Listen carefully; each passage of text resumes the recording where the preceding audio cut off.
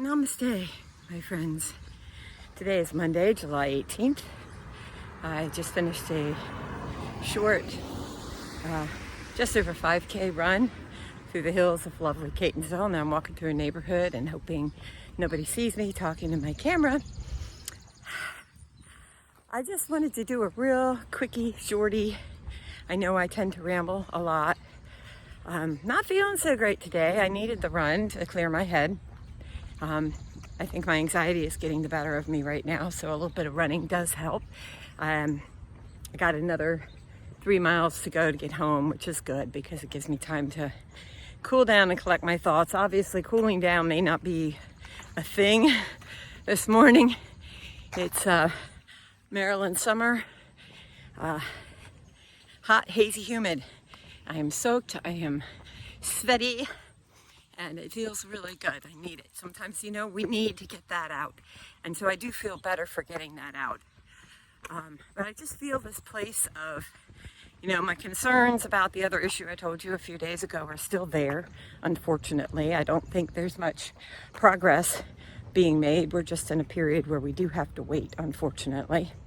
And so just dealing with the helplessness of that situation, that it's literally sweat is rolling off my nose and drops, and it's driving me crazy. But dealing with that situation where I know that I really can't do anything more than what I'm already doing, it's a holding pattern. It's a little frustrating, but to infuse gratefulness and positivity somewhat in my life, I do have to think that I am extraordinarily grateful that I'm able to hold space for this person, and I'm able to stay encouraging, because there is definitely going to be a positive outcome. I have no doubt. It's just the darkness before the dawn, as they say. You kind of have to go through it.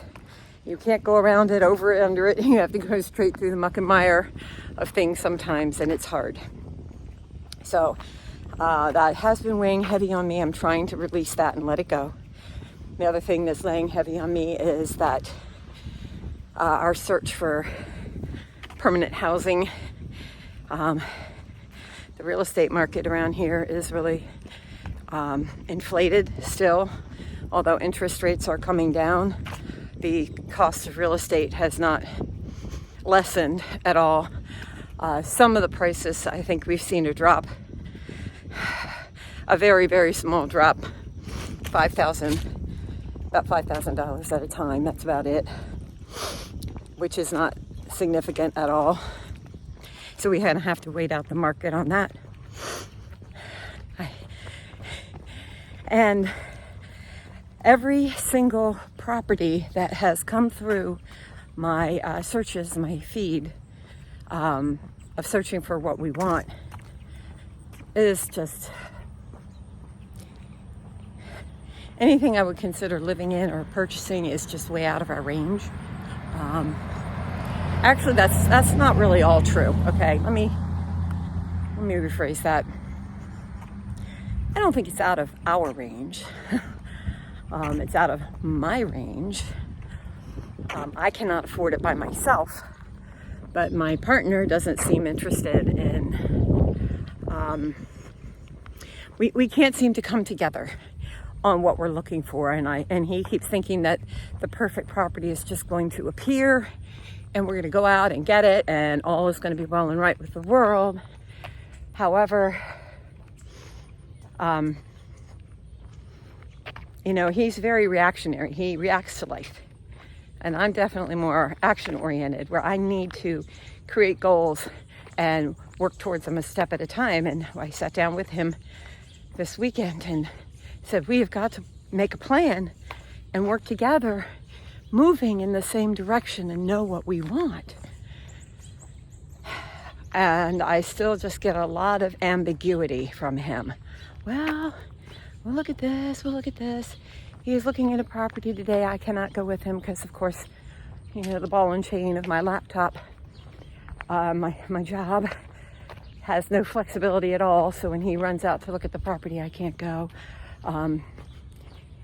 And we know when he looks at a property, I just don't understand why a man who doesn't want to pay any real money for location or housing looks at the property and all he can think about is how much money it's going to take to make it into what we used to have. How much money is it going to take to make it into this, brand new, energy efficient, bells and whistles home. And I think the time has passed for that. We're not, I don't think we're going to, I don't see the point in striving for that. I mean, he's looking at this little house today. It's on 1.6 acres in the county.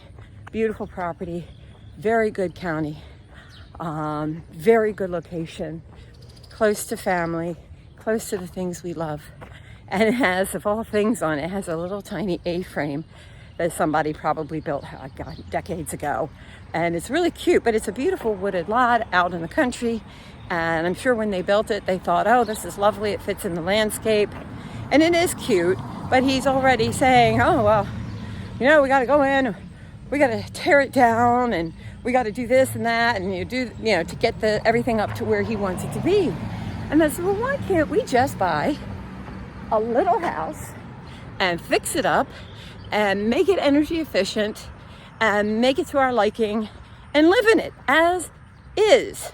If it's a sturdy house with good bones, I just don't understand that. So this is what we're dealing with. He looks at the house and all he can think about is, well, we could live there for a little while, but then we build a whole new house on the lot. At this stage in my life, I don't want that. I don't want to deal with the time, certainly not the money, the stress. Why can't I just live in a little house? I know this sounds like such privileged complaining, and maybe it is.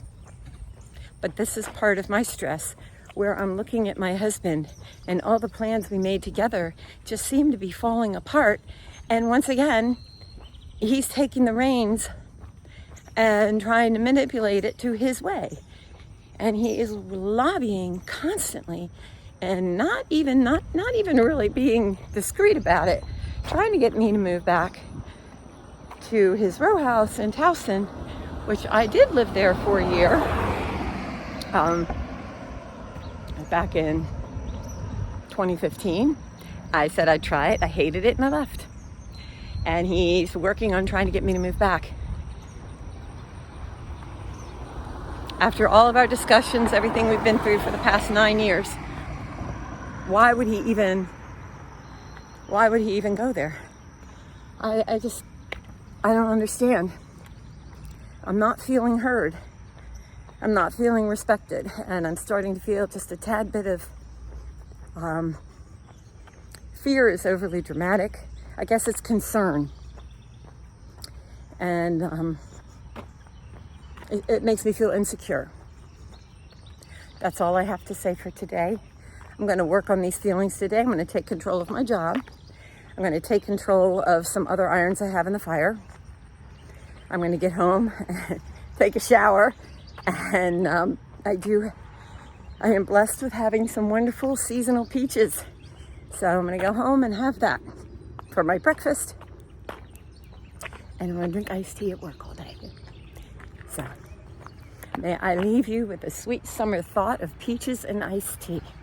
Thank you for listening. Peace.